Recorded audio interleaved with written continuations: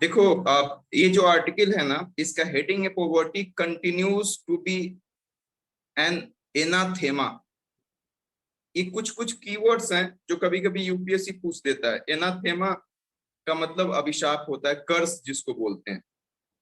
तो इस हेडिंग का मतलब साफ साफ है कि पॉवर्टी एक तरीके से, गरीबी एक तरीके से आपके लिए अभिशाप है। आपके लिए मतलब इन टोटल सोसाइटी की बात की जा रही है, आपके लिए भी है क्योंकि आप भी सोसाइटी के एक पार्ट हो। तो poverty continues to be an anathema, ANATHEMA। Anathema एक कीवर्ड है जिसका मतलब कर्स होता है। जीएस पेपर 2 से आप रिलेट कर सकते हो इसको, पॉवर्टी और हंगर की जो जहां भी बात आती है। स्टार्टिंग इसने एक मोटिवेशनल थ्योरी से किया है जिसको दिया है अब्राहिम मास्लो। अब्राहिम मास्लो की थ्योरी है जिसको हिंदू ने बड़ा छोटे तरीके से लिखा है कि इंसान की जब बेसिक नीड्स पूरी होती है तभी वो सेल्फ एक्चुअलाइजेशन की बात करता है। थोड़ा साइकोलॉजी की हम बात कर लेते हैं, इसको थोड़ा सा डिटेल में समझ लो। साइकोलॉजी का पार्ट है, हालांकि जरूरत नहीं है आपके लिए, बट फिर भी समझ लीजिए क्योंकि नॉलेज के लिए सही है। ये अब्राहिम मैस्लो जो हैं, इन्होंने एक थ्योरी दिया था जिसमें एक ट्रायंगल बनाया था, और इसको थ्योरी ऑफ नीड्स कहते हैं।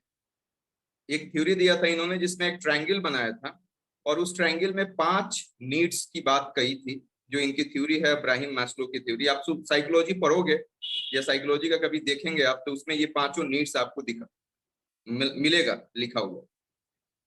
तो उसमें पहला नीड्स इन्होंने लिखा था फिजियोलॉजिकल नीड्स। फिजियोलॉजिकल नीड्स का मतलब कि जो आपके फिजिकल बॉडी को जरूरत है ना, सबसे पहले उस नीड को हम कंप्लीट करते हैं, पूरा करते हैं। जिसमें जिसमें फूड आ सकता है, जिसमें रेस्ट आ सकता है, जिसमें स्लीप आ सकता है, जिसमें ड्रिंक आ सकता है। ड्रिंक का मतलब पानी पीना। सो ये फिजियोलॉजिकल नीड्स है। इसके बाद इन्होंने दूसरा जो नीड्स की बात की थी वो सेफ्टी नीड्स की बात की थी। सेफ्टी नीड्स का मतलब कि सिक्योरिटी की बात की जा रही है। ये जो दूसरा हायरार्की है, नीड्स को एक हायरार्की पे इन्होंने किया था जिसमें 5 डायमेंशन रखे थे। पहला फिजियोलॉजिकल नीड्स, दूसरा सेफ्टी नीड्स की बात की थी। सेफ्टी नीड्स का मतलब क्या हुआ कि सेफ्टी एंड सिक्योरिटी की बात हो रही है। जैसे फाइनेंशियल सिक्योरिटी की बात आप कर सकते हो, या इवन हाउसिंग की बात कर सकते हैं। इसको सिक्योरिटी से इन्होंने रिलेट किया था, सिक्योरिटी नीड्स। तीसरा इन्होंने बिलोंगिंगनेस एंड लव की बात की थी कि इंसान एक सोशल एनिमल है, और वो कहीं ना कहीं कनेक्ट होना चाहता है दूसरे इंसान से, या कहीं ना कहीं प्यार की जरूरत है उसको। तो उसी को बिलोंगिंगनेस एंड लव की बात किया था। इसके बाद सेल्फ स्टीम की बात की, जहां पे उसको अप्रिसिएट किया जाए, जहां पे उसको रिकॉग्नाइज किया जाए, जहां पे वो compete कर सके, जहां पे वो आगे आगे बढ़ सके, उसको सेल्फ स्टीम कहा गया है, जो चौथा हायरार्की है। और पांचवा सेल्फ एक्चुअलाइजेशन की बात किया था। सेल्फ एक्चुअलाइजेशन का मतलब कि अपने ट्रू पोटेंशियल को आपने फुल्ली रियलाइज कर लिया और उसको चैनलाइज भी कर लिया। सेल्फ एक्चुअलाइजेशन का सबसे क्लासिकल एग्जांपल एक आप लोगों आप लोग अपने ट्रू पोटेंशियल को एनालाइज कर रहे हैं और उसको चैनलाइज कर रहे हैं प्रॉपर डायरेक्शन में। And the moment when you will crack UPSC, तो हम कह सकते हैं कि वो सेल्फ एक्चुअलाइजेशन की बात आ गई। हालांकि उसके बाद फिर दूसरा चैलेंजेज आएगा आपकी लाइफ में, लेकिन अभी फॉर द टाइम बिंग आपका सेल्फ एक्चुअलाइजेशन यूपीएससी को क्रैक करना है।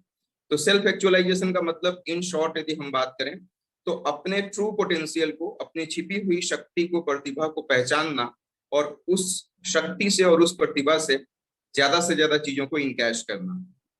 तो यही बात कहा था अब्राहम मैस्लो ने, जिसकी मोटिवेशन थ्योरी है, इसको 5 कैटेगरी में डिवाइड कर सकते हैं। पहला है फिजियोलॉजिकल नीड्स, दूसरा है सेफ्टी नीड्स, तीसरा है बिलोंगिंगनेस एंड लव, चौथा है सेल्फ स्टीम, और पांचवा है सेल्फ एक्चुअलाइजेशन। ये पूरा का पूरा साइकोलॉजी आपको पढ़ा दिया जो हिंदू में नहीं है। इसके बाद वर्ल्ड बैंक की बात बोला है इन्होंने। वर्ल्ड बैंक क्या बोलता है पॉवर्टी के बारे में कि it is the deprivation of wellbeing.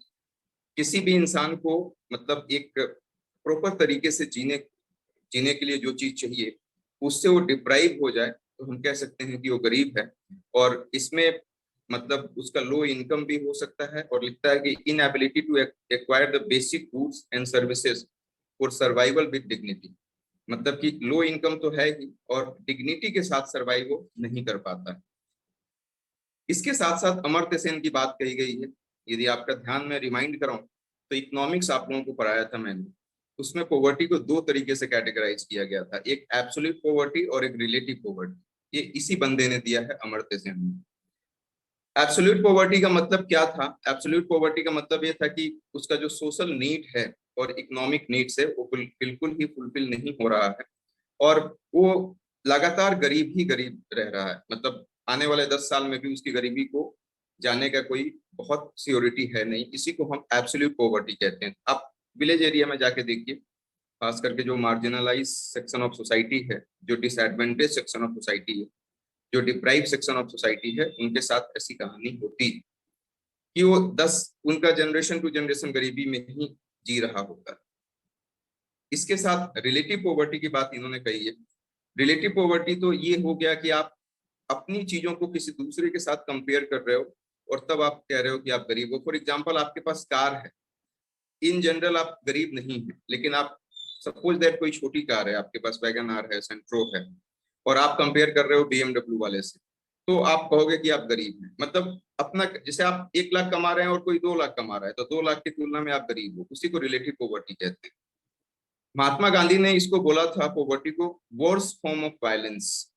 Violence का सबसे वर्स जो फॉर्म है वो आपका पॉवर्टी है। और किस तरीके से उन्होंने बोला इस बात को? उन्होंने ये बोला कि जिस तरीके से वायलेंस किसी भी सोसाइटी को इमोबाइल बनाती है, किसी भी सोसाइटी को पैरालिटिक बनाती है, इसी तरीके से पॉवर्टी भी health wise, education wise, future wise आपको पैरालिटिक बनाती है। मतलब पॉवर्टी होगा तो आप हेल्थ वाइज बहुत अच्छे नहीं होंगे, आपका फ्यूचर बहुत अच्छा नहीं होगा, आपकी लाइफ बहुत अच्छी नहीं होगी, इवन आपकी सराउंडिंग अच्छी नहीं होगी।